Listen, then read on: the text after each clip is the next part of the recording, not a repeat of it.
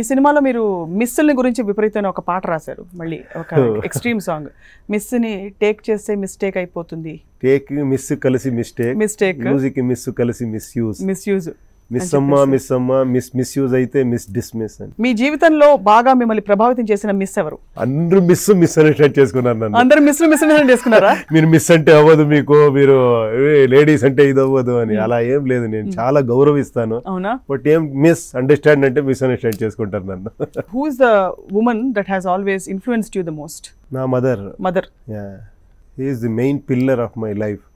So how has she supported you? Can you share something with us about అమ్మగారి గురించి? You know, actually hard time లో వచ్చిన టైంలో she used to advise me like actually always ఎప్పుడు పోతే ఎవరి దగ్గర ఏం అడగకూడదు అలా. even though we were in a very small place and actually it is a locality of actually all low class people ఉండే ఇది, ఎప్పుడు కొట్లాడుకునేది గొడవ వచ్చేది అలాంటి లొకేషన్లో ఉండేవాడిని. అప్పుడు మనకి 6 o'clock ఇంటికి వచ్చి ఏమి భజనం చేయాలి, తర్వాత ఏమి ఇది స్టడీస్ అని ఉంటుంది కదా, అదన్నీ మనకి ఫిక్స్ అయిపోయి ఉండేది మీ షెడ్యూల్ అంతా. ఇంతే ఇలాగే చేయాలి నువ్వు అని.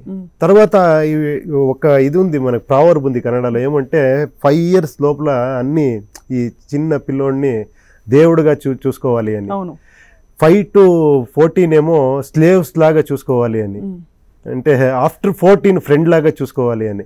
నా ఫాదర్ మదర్ అలాగే మనం చూసుకున్నారు. 5 to 14 మధ్య మీరు బాగా స్లేవ్ గా మనకి ఏమీ ఇవ్వకుండా అంత ఇది టార్చర్, అంటే మనకి అలా కొట్టేవాళ్ళు అంటే బ్లడ్ వచ్చేది, అలా ఇది చేసేవాళ్ళు. అయ్యో చాలా బాగా దెబ్బలు తిన్నాను. ఆఫ్టర్ 14 వదిలేశారు, నీ లైఫ్ నీ చేతిలో ఉంది అని. నేను ఇంటికి వెళ్ళలేదంటేనే అడిగేవాళ్ళని కాదు. బేసిక్ గా మీరు సినిమా రంగంలోకి వచ్చాక హౌ డిడ్ దే రెస్పాండ్? అంటే వాళ్ళు, నేను when I was studying only I was working in films. నేను ఏమీ చెప్పలేదు వాళ్ళకి, ఏమంటే నా టైం ఉండేది కదా, 8 to 12 1 o'clock కాలేజ్ అయిన తర్వాత నేను అక్కడ వెళ్ళిపోయేవాడిని, ఈవినింగ్ వచ్చేవాడిని. Started actually earning in the age of 13-14లోనే మనము అర్న్ స్టార్ట్ చేసేసాము. అంటే నా ఫాదర్ ఎప్పుడూ చెప్పేవాడిని, చూడరా నేను ఒక్కరు సంపాదించి ముగ్గురిని ఇచ్చేసేది చాలా కష్టము, ముగ్గురు సంపాదిస్తే మదర్ని ఆరాంగా చూసుకోవచ్చు అని.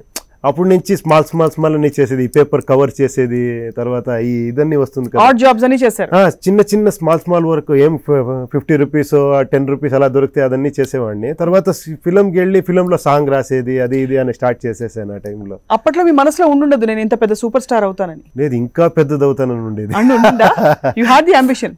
లేదు, ఏమీ అంబిషన్ లేదు అంటేనే ఫుల్ గా అంబిషన్ ఉంది అని. కరెక్ట్.